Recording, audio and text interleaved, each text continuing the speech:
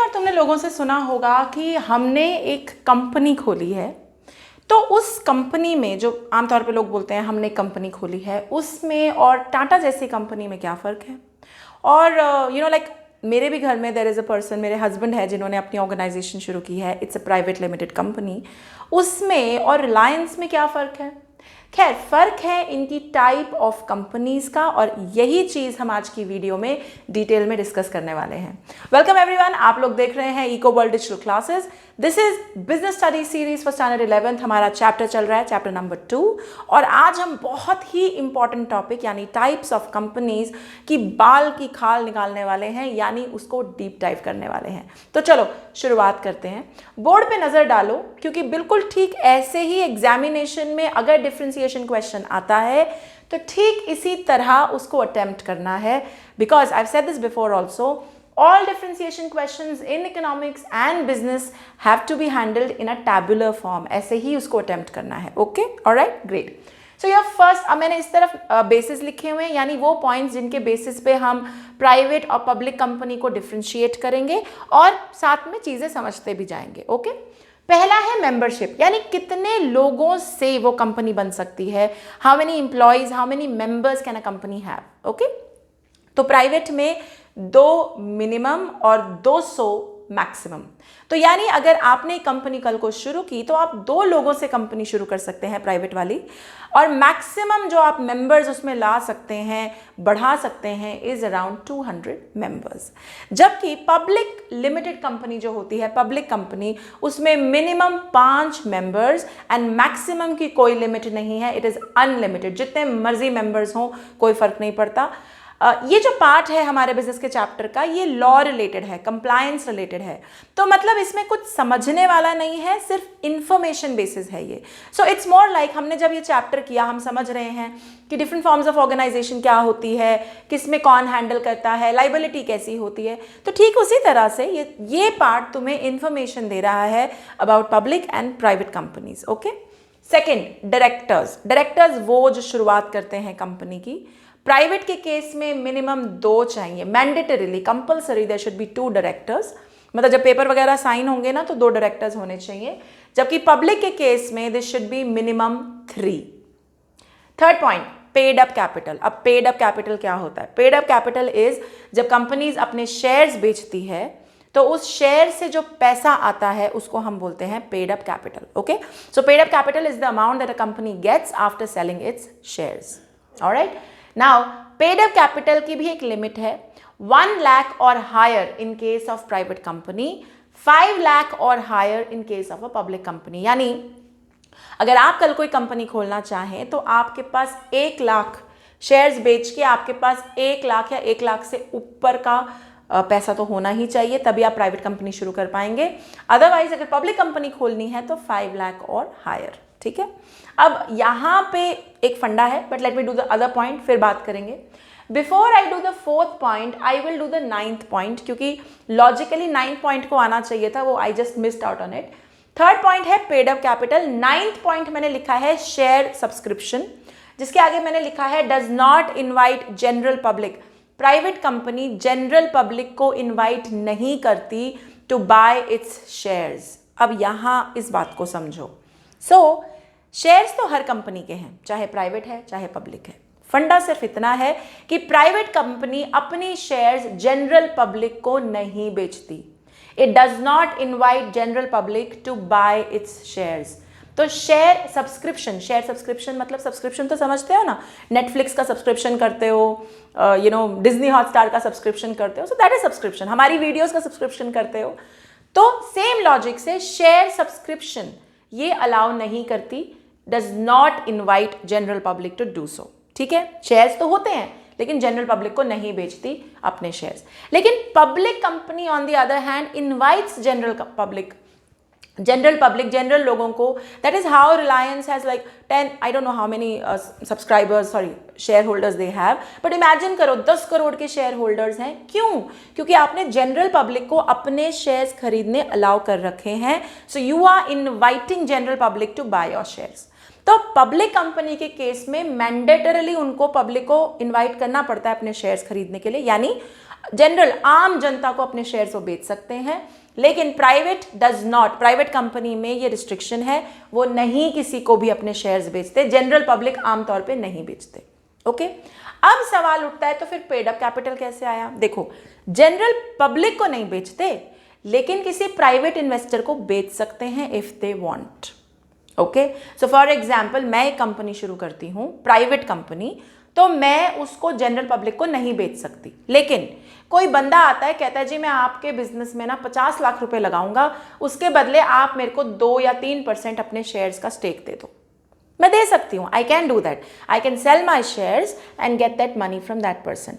तो प्राइवेटली कर सकती हूँ, जनरल पब्लिक आम दुनिया को नहीं बेच सकती। Are we clear? Is the logic clear? Okay, great. Next, fourth point, issue of prospectus. Before we understand this point, हमें यह समझना जरूरी है कि प्रोस्पेक्टस क्या होता है। तो याद करो, स्कूल के एडमिशन में प्रोस्पेक्टस, कॉलेज के एडमिशन में prospectus. So what is a prospectus?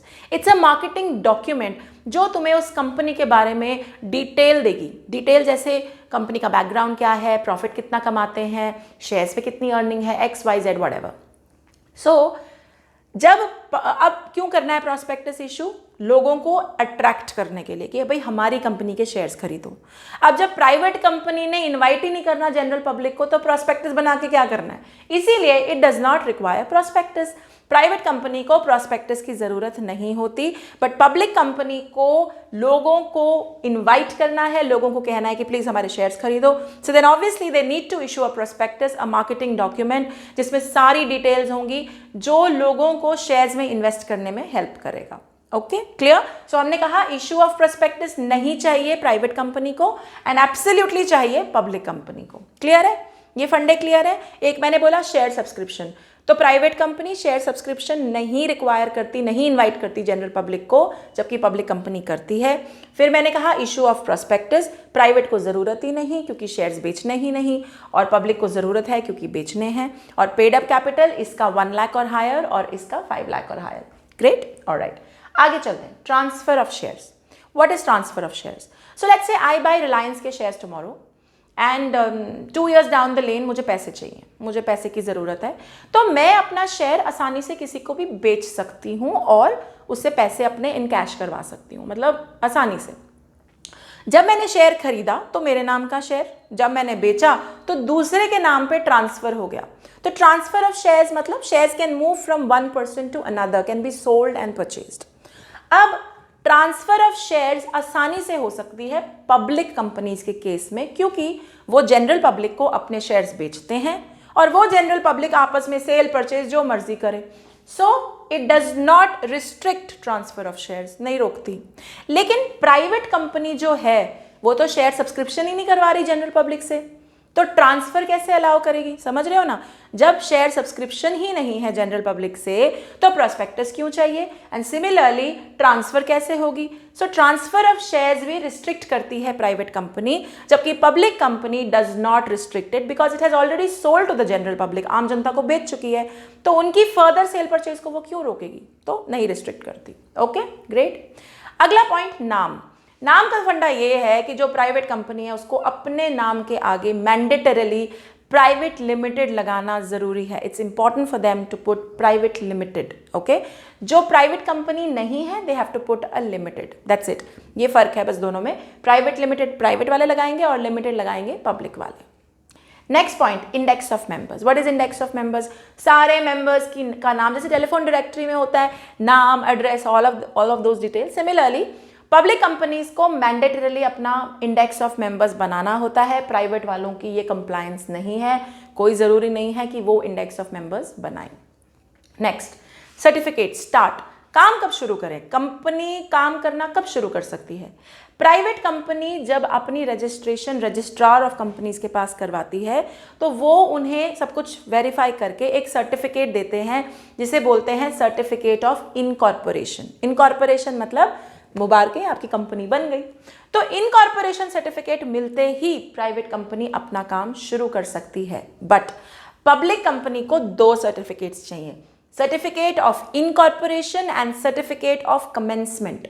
जब दोनों मिल जाएंगी तभी एक पब्लिक कंपनी अपना काम शुरू कर सकती है। क्लियर है? तो प्राइवेट को चाहिए 1 इनकॉर्पोरेशन सर्टिफिकेट, पब्लिक को चाहिए 2 incorporation plus commencement certificate, that is when they can start their work. अगला शेयर सब्सक्रिप्शन हम कर चुके हैं। Finally the final point is loans. Loans का फंडा ये है कि यार प्राइवेट कंपनी ना लोन ले, जो मर्जी ले, कोई परमिशन की ज़रूरत नहीं है, कोई डिस्क्लोजर नहीं करना, किसी को बताना नहीं है। लेकिन पब्लिक कंपनी को परमिशन भी चाहिए और डिस्क्लोजर भी करना पड़ेगा। डिस्क्लोजर मतलब सब बताना पड़ेगा, क्योंकि आप पब्लिक कंपनी हैं। इसीलिए when you choose to be a public company, आपको इन सब चीज़ों के बारे में पता होना चाहिए, आपको डिस्क्लोजर करने पड़ेंगे, आपको बताना पड़ेगा, क्योंकि वो लॉ ऑफ द लैंड है। ठीक है? क्लियर है? ये बहुत ज़्यादा इंपॉर्टेंट टॉपिक है और इस पर बहुत बार क्वेश्चंस आते हैं, सो डू इट वेल। एक लास्ट पॉइंट रह गया, अलॉटमेंट ऑफ शेयर्स। अब क्या होता है allotment of shares? Let me explain this. मेरी कंपनी है, I am a public company, so I have invited you to apply it for my shares. तुमने मेरे शेयर्स अप्लाई किए। अप्लाई करने का मतलब जैसे कॉलेज के एडमिशन के लिए अप्लाई करते हैं, लेकिन अप्लाई करने का मतलब ये तो नहीं है ना कि तुम्हें एडमिशन मिल गई। सिमिलरली शेयर के लिए अप्लाई करने का मतलब ये नहीं है कि तुम्हें शेयर मिल गया। जब तुम अप्लाई करोगे, I will check and verify, फिर मैं तुम्हें शेयर अलॉटमेंट करूंगी। तो अलॉटमेंट ऑफ शेयर मतलब शेयर दे देना, हाँ जी तुम ले लो। अब प्राइवेट में एक बड़ी प्रिविलेज है प्राइवेट कंपनी को कि वो शेयर्स दे सकते हैं विदाउट मिनिमम सब्सक्रिप्शन ऑल्सो। मतलब जो एक मिनिमम, अदरवाइज क्या होता है ना कि इतना पैसा तो आना ही चाहिए तभी हम शेयर सब्सक्राइब करेंगे, तभी हम शेयर अलॉट करेंगे कि 10 रुपये तो मेरे अकाउंट में तुम्हारी तरफ से आ ही जाने चाहिए, तभी मैं तुमको शेयर दूंगी। लेकिन होता क्या है, प्राइवेट कंपनी को ये जरूरी नहीं है। बिना वो 10 रुपये अकाउंट में आए हुए भी अगर वो चाहें, it depends on their intention, अगर वो चाहें तो वो अलॉटमेंट ऑफ शेयर कर सकते हैं without that money coming into their account. जबकि पब्लिक कंपनी ऐसा बिल्कुल नहीं कर सकती। जो मिनिमम सब्सक्रिप्शन अमाउंट है, जब तक वो अकाउंट में नहीं आया तब तक अलॉटमेंट ऑफ शेयर्स नहीं हो सकती। ठीक है? I hope you are clear with the concept of difference between private and public company. Okay, stay tuned. इसके साथ हमारा ये चैप्टर क्लोज होता है, क्योंकि इसके बाद जो बुक में चैप्टर पॉइंट है, टॉपिक है choice of form of organisation, वो इस साल 2021 के लिए 11th स्टैंडर्ड के सिलेबस से डिलीटेड है। So we are not doing that for right now. So with this we close chapter number 2 and the next chapter that we start would be an interesting chapter about a lot of types of enterprises, so stay tuned। अगर आप लोग मुझे YouTube पे देख रहे हैं तो like, share, subscribe and comment करना बिल्कुल मत भूलिएगा। Till then, bye bye, take care।